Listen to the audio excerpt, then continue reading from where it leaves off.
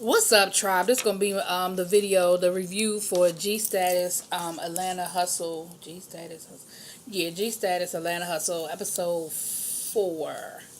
I think it's called On That Note.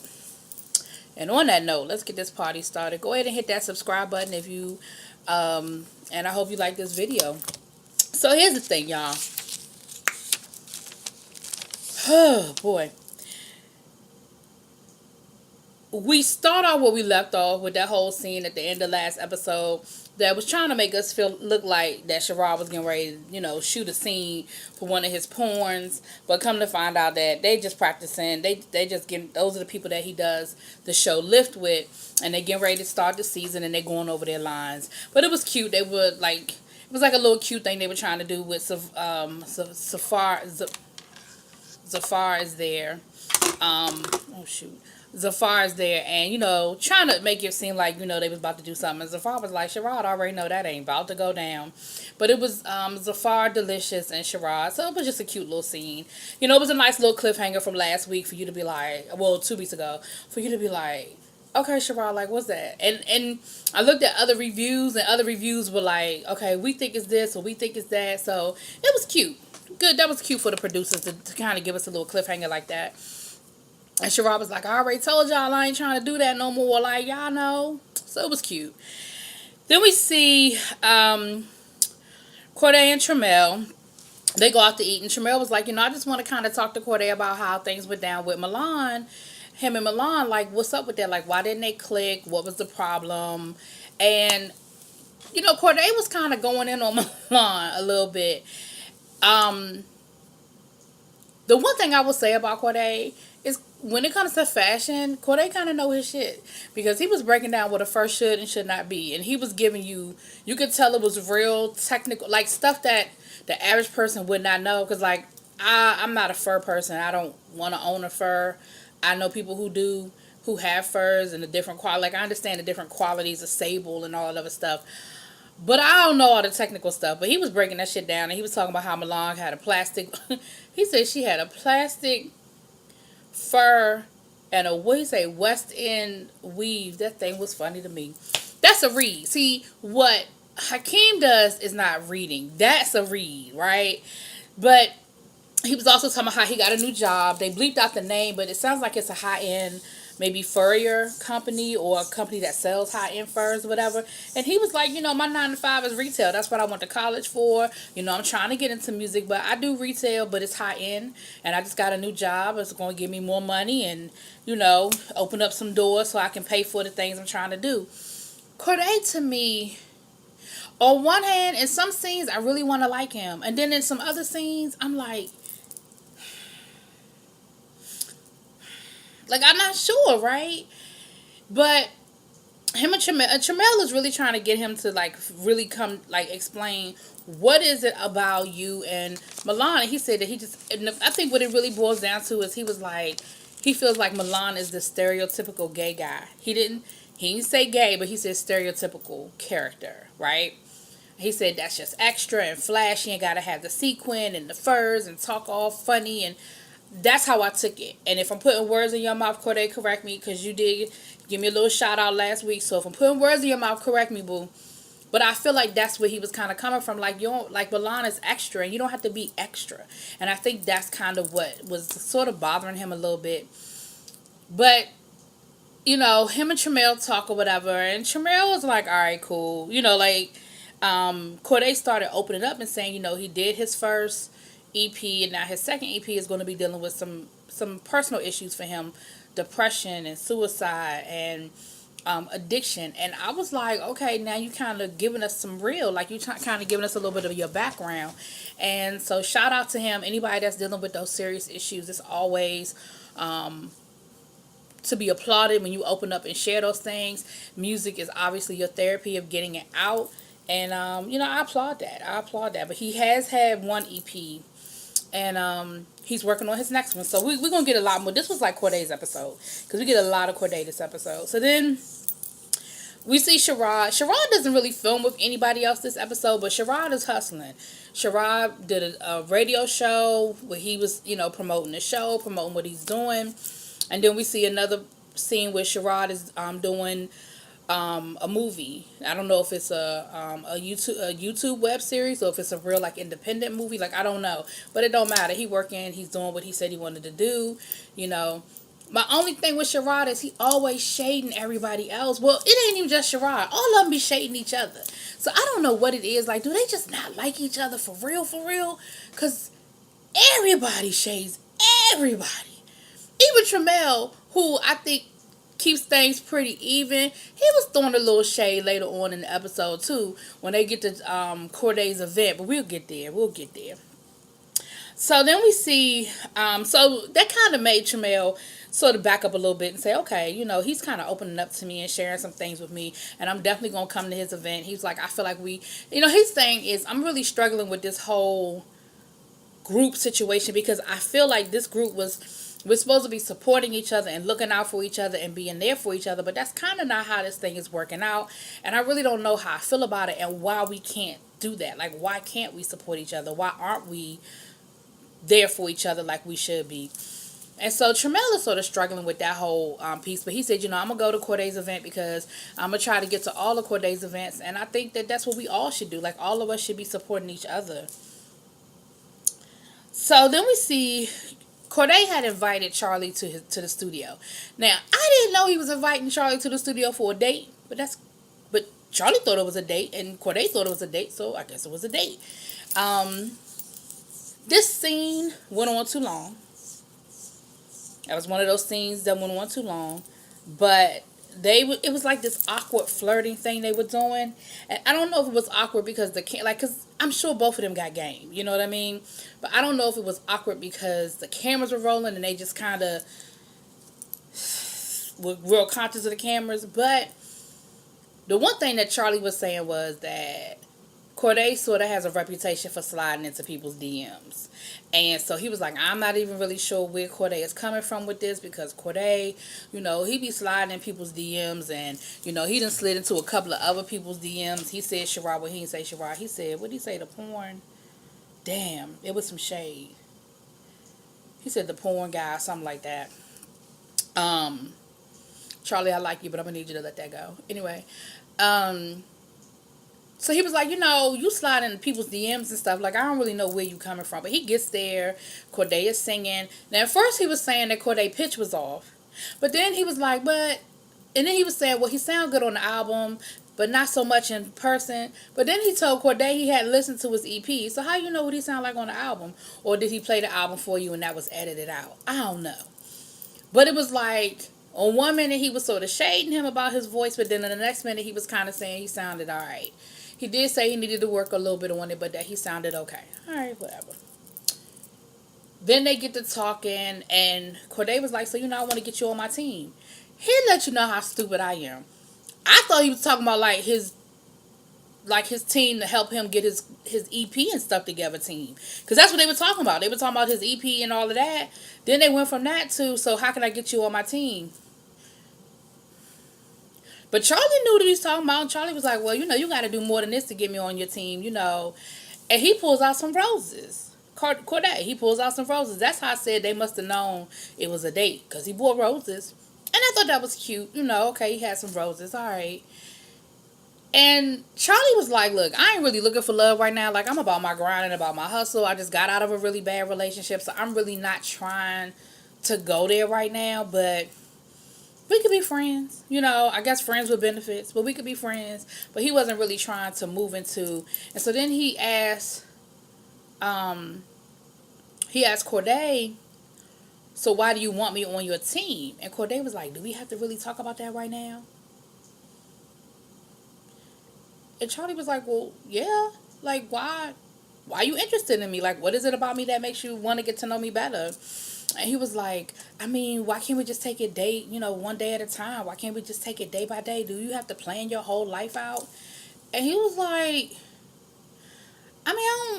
I'm just saying, like, why did that make you nervous? Like, why you can't explain to me why are you interested in me or whatever? So that, like I said, it went back and forth, back and forth. Both of them seemed kind of awkward.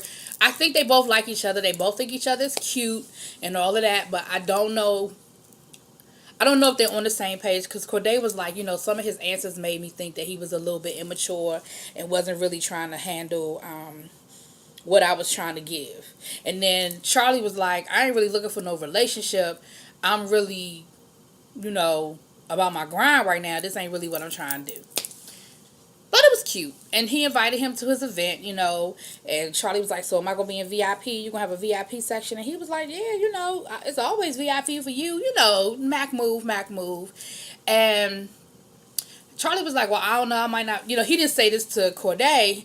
He said, that's Valentine's Day. I might be booked. I might have something else to do. I don't know if I'm coming. I might have to cancel. But for right now, I'll tell him I'm coming.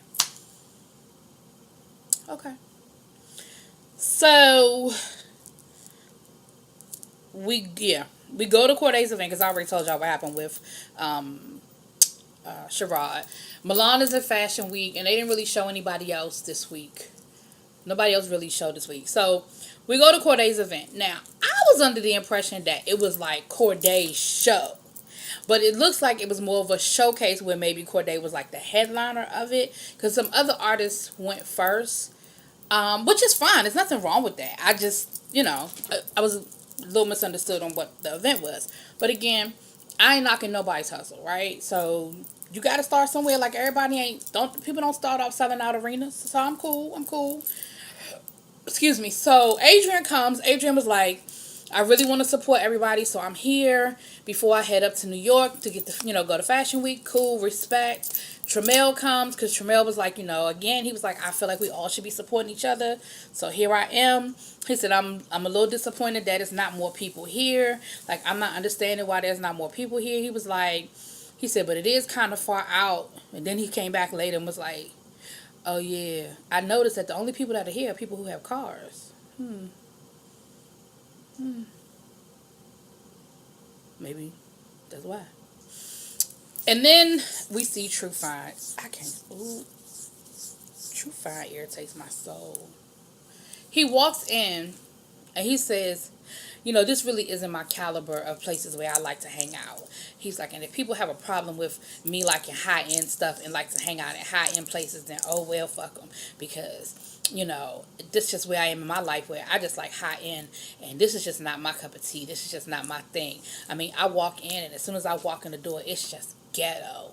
And I see this over here and that over there.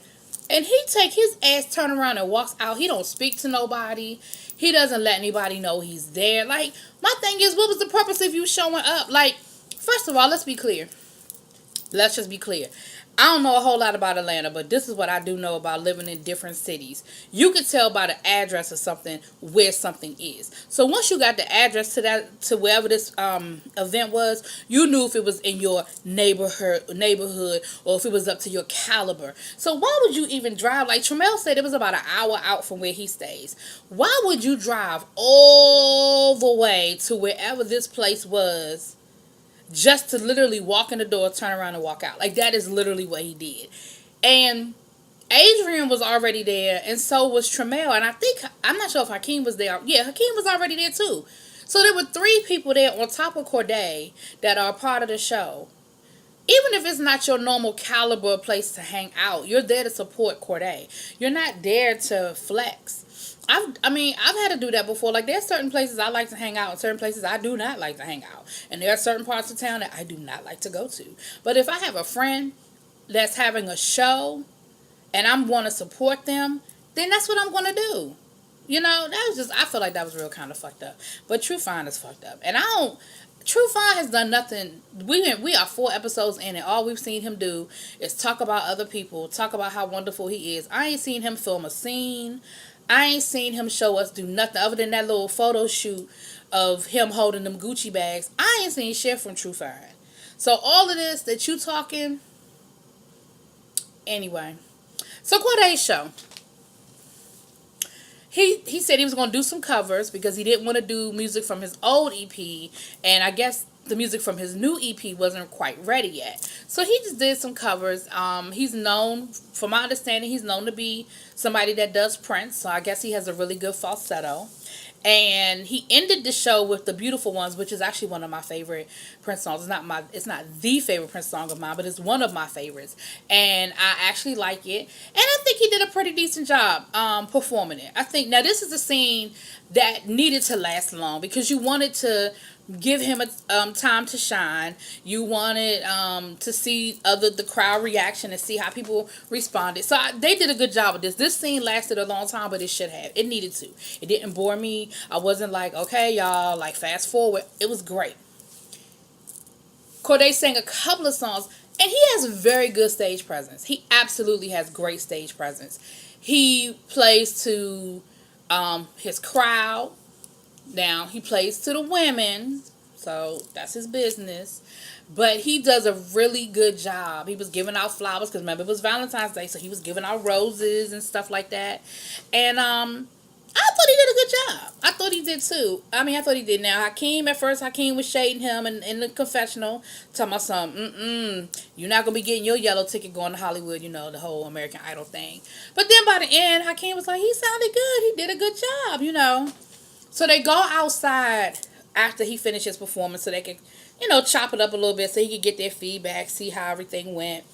And he was saying, I invited everybody except for one person. And it ended up being Milan, which he did actually invite Milan. And Tramel was like, you did invite Milan. Like, y'all got into it, but you did invite her. And, of course, here go Hakeem. He get ready to start going down the Milan road, like shading her, talking shit or whatever. And Tramel was trying to cut Hakeem off. But Corday was like, no, I want to hear what he has to say. Because, of course, Corday ain't really rocking with Milan either. So he want to hear the shit that Hakeem is talking. Hakeem, as people keep correcting me. So then Adrian was like, no, we're not doing that. And he said, I heard you were disrespectful towards her too, so we're not going to do that right now. And Adrian, you did put your hand in Hakeem's face, and that wasn't necessary. However, then of course Hakeem started talking, get your hand out my face. And he started talking about how him and Adrian work on the show, trade, and how they've gotten into it in the past, and how he told Adrian he didn't want no smoke with him. But then they got to kind of going back and forth, and Adrian was like, you know what, I'm not doing this. And Adrian was kind of walking off. Hakeem pushed Adrian. Now, Adrian, you better than me, because I'd have turned around with a right hook. Because you put your hand in his face, but you did not touch him. He put his hands on you, and he actually he pushed you. Now, he was trying to get your attention because you were walking away from him, and he didn't want you to walk away from him. However, excuse me, when I turned around, I'd have turned around with a right hook. And that's where the episode ended. So we're going to see how this fight finishes up next episode. And then they said it'll be the mid-season trailer. And we'll see what happens on the second half of the season. But yeah, I thought this was... So like, if the first episode was Sherrod's episode, this was Corday's episode. And I guess last episode would have maybe been Milan's episode, because we saw a lot of Milan. So maybe that's how the producers are strategically giving each person an episode. And if that's what y'all are doing, producers, please let me see True Fine's episode, because I need to know what the fuck he do other than talk about how great he is. See, here's the thing. Real G's move in silence. If you really got it like that, you ain't got to tell nobody you got it like that, because your works will speak for themselves. If all you wear is designer, if all you do is hang out in high-end places, if all you drive is nice vehicles, you don't have to tell nobody. You don't have to tell nobody. But anyway, also Charlie didn't come because Charlie had a performance himself, and he was excited because he said this was the first time that he was able to perform his song live. I actually like this song. I think I'm about to go add it to my little playlist on my YouTube, because I like the song. But so he didn't show up, not to be shady towards Corday, but he actually had a gig, and Ain't nobody mad about it. That's what this about. Both of y'all hustling and trying to get on. So we'll see how that goes. The whole flirt thing. We'll see if it goes anywhere or if it sort of just kind of gets stagnant. Because it sounds like a lot of people think that Mr. Charlie is very attractive. So we'll see how that goes. So that's your G status hustle. Y'all let me know what y'all think in them comments. Whoops.